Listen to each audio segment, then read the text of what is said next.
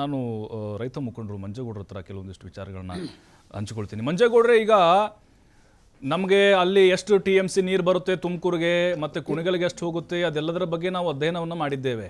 ಆದರೆ ಈಗ ಒಂದು ರೀತಿ ಸಹೋದರತ್ವದಿಂದ ನಾವೆಲ್ಲ ಬದುಕ್ತಾ ಇದ್ದೀವಿ, ರಾಮನಗರ ತುಮಕೂರು ಜನ ಎಲ್ಲ.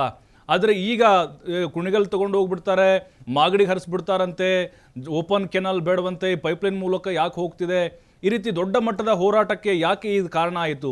ರೈತರನ್ನ ರಾಜಕಾರಣಿಗಳು ಎತ್ತಿ ಕಟ್ತಾ ಇದ್ದಾರೆ ನಿಜಕ್ಕೂ ಅಂತ ಇಲ್ಲಿ ಪ್ರಶ್ನೆ. ಈಗ ಸಾಹೇಬ್ರೆ, ಇದು ಹಾಸನ ಜಿಲ್ಲೆ ಹೇಮಾವತಿ ಚಾನಲ್ ಏನಿದೆ, ಆ ಚಾನಲ್ ಇವತ್ತು ಇತಿಹಾಸ, ಹೌದು ಇತಿಹಾಸ ಇದೆ. ಇವತ್ತು ನೀವೆಲ್ಲ ನೋಡ್ತಾ ಇದ್ದೀರಿ, ಆ ಕಾಂಗ್ರೆಸ್ ವಕ್ತಾರ ಮಾತಾಡಿದ್ದು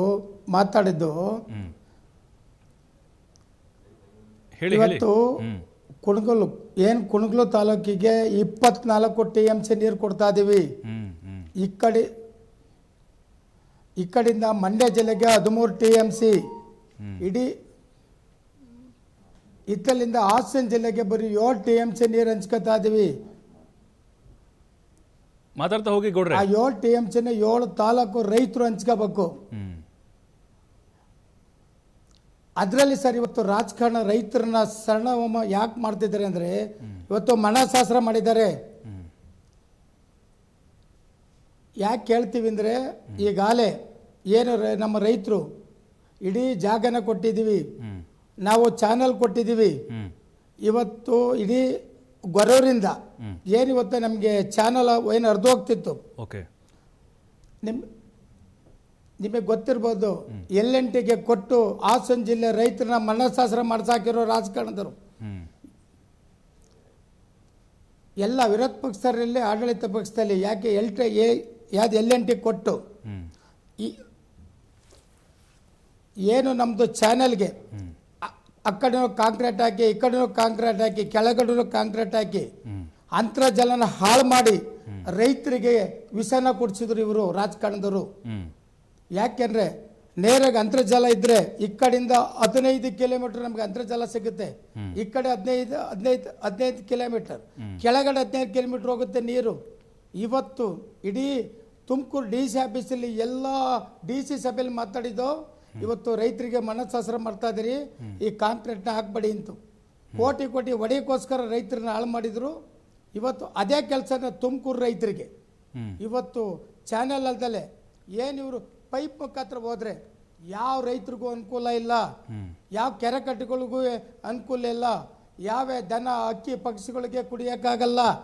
ನಮ್ಮ ಅಜೆಂಡಾ ಇಷ್ಟನೇ, ಈ ಮನಶಾಸ್ತ್ರ ಬಿಡಿ. ಇವತ್ತು ವಿಜ್ಞಾನಿಗಳು ರಾಜಕಾರಣದಲ್ಲಿ ನಮ್ಮ ಜೊತೆ ಮಾತಾಡಿದಿರಿ. ನಾವು ಕುಣಗುಲಿ ನೀರು ಕೊಡೋಕ್ಕಂತ ಹೇಳಿಲ್ಲ, ಮಾಗಡಿ ಕೊಡೋಕ್ಕಲ್ಲ ಅಂತ ಹೇಳಿಲ್ಲ, ರಾಮನಗರ ಕೊಡೋಕ್ಕೆಲ್ಲ ಹೇಳ್ತೀನ. ಪ್ರತಿಯೊಬ್ಬರಿಗೂ ನೀರನ್ನ ನಮ್ಮ ಹೇಮಾವತಿ ನೀರನ್ನ ಕೊಡಿಸ್ತಿದ್ದಾಳೆ, ರೈತರಿಗೆ ಹೊಟ್ಟು ತುಂಬಿಸ್ತಿದ್ದಾರೆ. ನಿಮ್ಮ ಕಿತ್ತಾಟಕ್ಕೋಸ್ಕರ, ರೈತರ ಸಾಯಿಸೋಕ್ಕೋಸ್ಕರ ಈಗ ಹೇಳ್ತೀರಿ. ರಾಜಕಾರಣದವರು ಅಸೆಂಬ್ಲಿಯಲ್ಲಿ ಮಾತಾಡಿರಿ ಅಂತ ಹೇಳ್ತಾರಲ್ಲ, ನಾಚಿಕೋಬೇಕಲ್ಲ ನೀವು. ಎಷ್ಟು ಸತಿ ರೈತರ ಸಭೆ ಮಾಡಿದಾಗ ನಾವು ಕಣಿಸಿದ್ವಿ, ಎಲ್ಲರನ್ನೂ ಪ್ರತಿಯೊಬ್ಬರು ಕಣಿಸಿದ್ದೀವಿ ನಾವು. ಇದರಿಂದ ದೊಡ್ಡ ಗಂಡ ಹತ್ರ ಅಪಾಯ ಇದೆ, ಮುಂದೆ ಕಷ್ಟ ಆಗುತ್ತೆ ಅಂತ ಹೇಳಿದ್ರು. ನೀವು ನಿಮ್ಮ ಇದ್ಕಿದಂಗೆ ಅಜೆಂಡಾನ ಪಾಸ್ಕೊಂಡು ಯಾವುದೋ ರೈತರ ಮಧ್ಯಕ್ಕೆ ಬರ್ದಂಗೆ ಈಗ ತುಮಕೂರು ಜನನ ಇವತ್ತು ಸಾಯಿಸ್ತೀರ ಅಂದರೆ ನಿಮಗೆ ನಾಚಿಕಾಗಲ್ಲ ಸ್ವಾಮಿ. ಯಾಕೆಂದ್ರೆ ಇವತ್ತು ನಿಮಗೆಲ್ಲ ಗೊತ್ತಿದೆ, ವಿಜ್ಞಾನಿಗಳು ಎಲ್ಲ ಕೂತು ಮಾತಾಡಿದ್ದೀವಿ. ಈಗ ಪೈಪ್ನ ಏನು ತಗೊಂಡು ಹೋಗ್ತಿರಲ್ಲ ಸ್ವಾಮಿ, ಅದ್ರಲ್ಲಿ ಒಂದೇ ಒಂದು ಹನಿ ಆ ಕಡೆಗೆ ಇವತ್ತು ಎಲ್ಲ ಬೋರ್ಗಳು ಫುಲ್ ನಿಂತು ಹೋಗುತ್ತೆ ಸ್ವಾಮಿ. ಒಂದು ಬೋರ್ಗೂ ಇವತ್ತು ಎಫೆಕ್ಟ್. ನಾವು ಮಾಗಡಿ ಕೊಡ್ತೀವಿ, 24 TMC ಕೊಡ್ತಾ ಇರೋದು ನಾವು. ಹಾಸನ ಜಿಲ್ಲೆಯಿಂದ ತುಮಕೂರು ಜಿಲ್ಲೆಗೆ 24 TMC ಕೊಡ್ತೀರಿ ಅಂದರೆ ನೀವು ಸ್ವಾಗತ ಮಾಡಬೇಕು. ಆದರೂ ತುಮಕೂರು ಜಿಲ್ಲೆ ಸಾಯಿಸ್ತೀರ ಅಂದರೆ ಹೆಂಗ ಅನ್ಸುತ್ತೆ? ಆಮೇಲೆ ಒಂದು ಉದಾಹರಣೆ ಕೊಡ್ತೀನಿ ಸಾಹೇಬ್ರೆ, ನಿಮಗೆ ಗೊತ್ತಿರ್ಬೋದು, ನಮ್ಮ ಜಿಲ್ಲಾ ಮಂತ್ರಿ ಇದ್ರಲ್ಲ ರಾಜಣ್ಣ ಅಂತ, ನಿಮ್ಮ ಇತಿಹಾಸದಲ್ಲಿ ಏಕೆ ಪಟೇಶ್ ಅಲ್ಲ ಇದೆ ನಮ್ಮನ್ನ ಯಾವುದು ಬಂದೋಬಸ್ತ್ ತಗೊಂಡು ಪೊಲೀಸ್ನ ನಮ್ಮ ತೂಬ್ ಹತ್ರನ ಸೆಕ್ಯೂರಿಟಿ ಹಾಕೊಂಡು ನೀರು ತಗೊಂಡು ಹೋಗ್ತಾರೆ ಅಂದರೆ ನಾಚ್ಕೋಬೇಕಲ್ವೇನ್ರಿ? ಫಸ್ಟು ನಮ್ಮನೆ ಊಟ ಮಾಡಿ, ನಮ್ಮ ಊಟ ಆಡಿದ್ಮೇಲೆ ನಿಮಗೆ ಕೊಡ್ತೀವಿ ಅಲ್ಲ ಸ್ವಾಮಿ.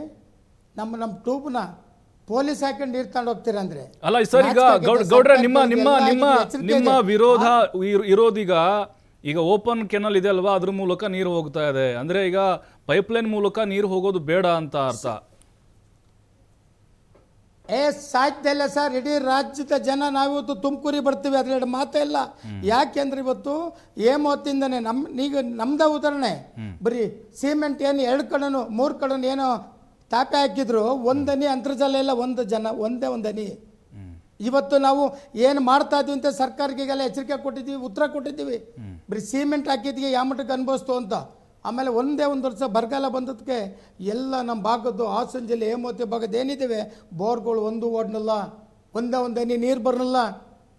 ಇದೆಲ್ಲ ಗೊತ್ತಿದೆ. ಯಾಕ್ರಿ ನೀವು ಲೈನ್ ಆಗ್ತಾ ಇರ್ತೀರ? ನಾವು ರೈತರ ಜಮೀನು ಕೊಟ್ಟಿದ್ದೀವಿ, ಓಪನ್ ಚಾನಲ್ ನೀರು ತಗೊಂಡೋಗಿ ಹಕ್ಕಿ ಪಕ್ಷಿಗಳು ನೀರು ಕುಡಿತವೆ, ದನಕರುಗಳು ನೀರು ಕುಡಿತವೆ, ಎಲ್ಲ ಕೆರೆಗಳು ನೀರು ತುಂಬ್ತವೆ. ಅದನ್ನು ಬಿಟ್ಟು ನೀವು ರಾಜಕಾರಣ ಮಾಡಿ ರೈತರನ್ನ ನೀವು ಸಣ್ಣ ಇದು ಮಾಡ್ತಾ ಇದ್ದೀರಲ್ಲ, ರೈತರಿಗೆ ವಿಷ ಕುಡಿಸ್ತಾ ಇದ್ರಲ್ಲ ಎಲ್ಲರೂ ಸೇರ್ಕೊಂಡು, ನಾಚಿಕೆ ಹಾಕಲ್ಲ ಸ್ವಾಮಿ? ಅಂದ್ರೆ ಈ ಸರ್ ಈಗ ಅಲ್ಲ ಗೌಡ್ರೆ ಅವ್ರು ಹೇಳ್ತಾ ಇರೋದು ಕುಣಿಗಲ್ಲು ನಾವು ತುಮಕೂರಿನವರೇ ಅಲ್ವಾ, ನಮ್ಗೆ ಯಾಕೆ ನೀವು ಮಲ್ತಾಯಿ ಮಕ್ಕಳ ತರ ನಮ್ಗೆ ನೋಡ್ತಾ ಇದೀರಿ ಅಂತ.